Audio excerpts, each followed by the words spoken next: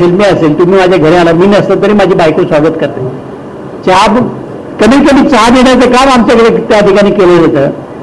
सर्वसामान्य कुटुंबातून आलेला माणूस, सर्वसामान्य मी राहतो. मी व्यवसाय आजपासून करत नाही. मी 1983-84 साली माझा कन्स्ट्रक्शनचा व्यवसाय केला. 85 साली मी बिल्डर झालो. आज आहे का व्यवसाय माझा? आज नाही. त्या काळामध्ये मी प्रॉपर्टी घेऊन ठेवला, आज करत नाही. मी पहिला सरपंच होते की माझ्याकडे वनवाणी येणी होती, सगळ्यांना माहिती आहे. मी पहिला संचालक होतो जिल्हा बँकेमध्ये, जिल्हा परिषदेमध्ये. जिल्हा परिषदेत गेलो, माझी बायको गेली. माझे प्रेम असल्याशिवाय लोकांनी केलं नाही. तिथनं बाजूला आलो. मी ग्रामपंचायत सरपंच झालो, माझ्या घरात कुणी परत ग्रामपंचायत नाही. मी जिल्हा परिषदेला त्यानंतर माझं कुणी नाही. आता तर ओपनची जागा दिसते, मला करता आलं असतं, आवडलं नाही. पण मी एका ठिकाणी अडकलो असतो तर बाकीचे माझे सगळे सहकार्य अडचणी. राजकारणातल्या काही चुका नसतात.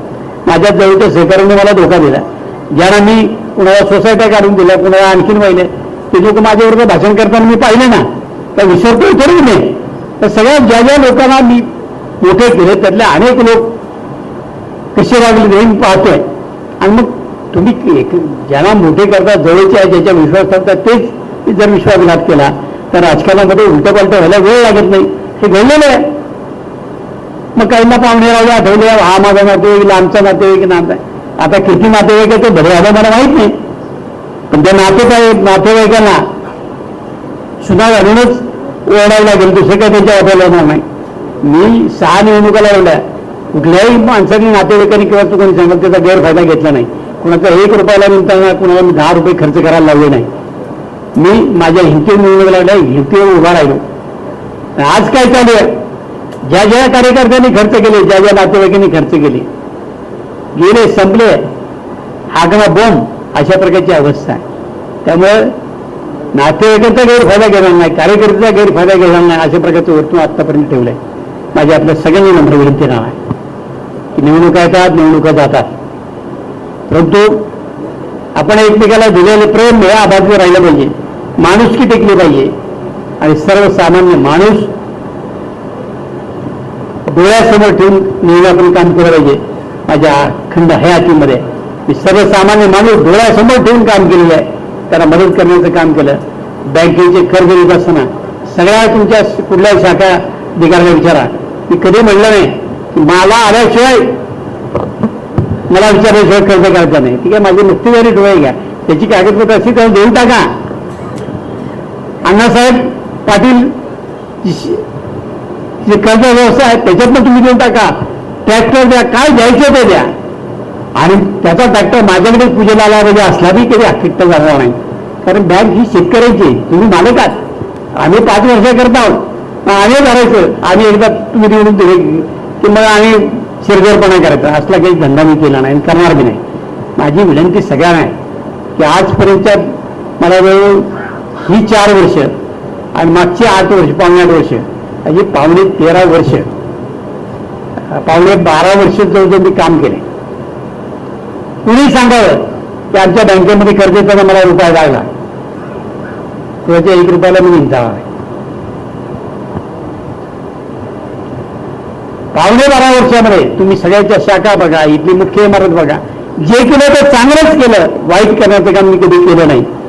आणि या तालुक्याच्या राजकारणामध्ये जे मी पुरून ठेवले चांगले गेले. अरे 28 पूल बांधले तुम्ही, महाराष्ट्राचे इतिहासात बाबासाहेब आहेत.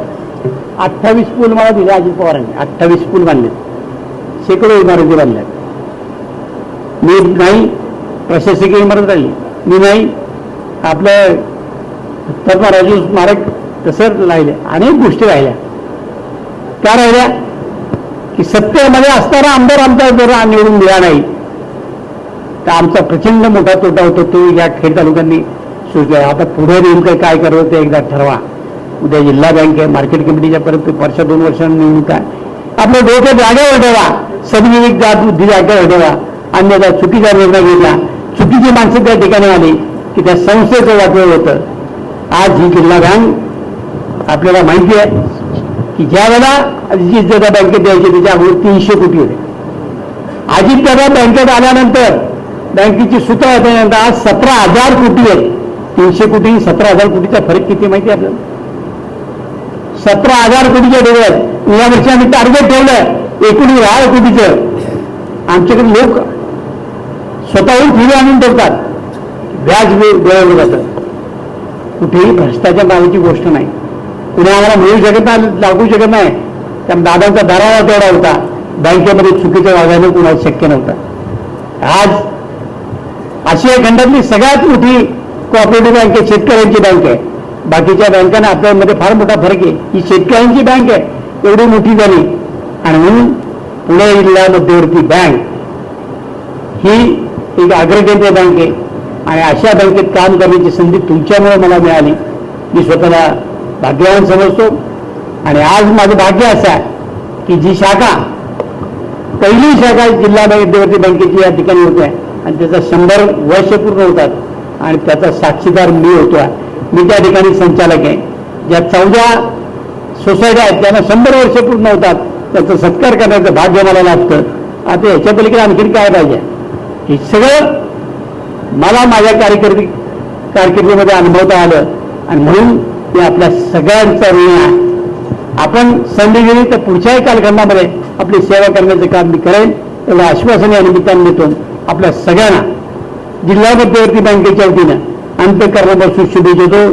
जय हिंद, जय Maharashtra. Subscribe now and press the bell icon. Never miss an update.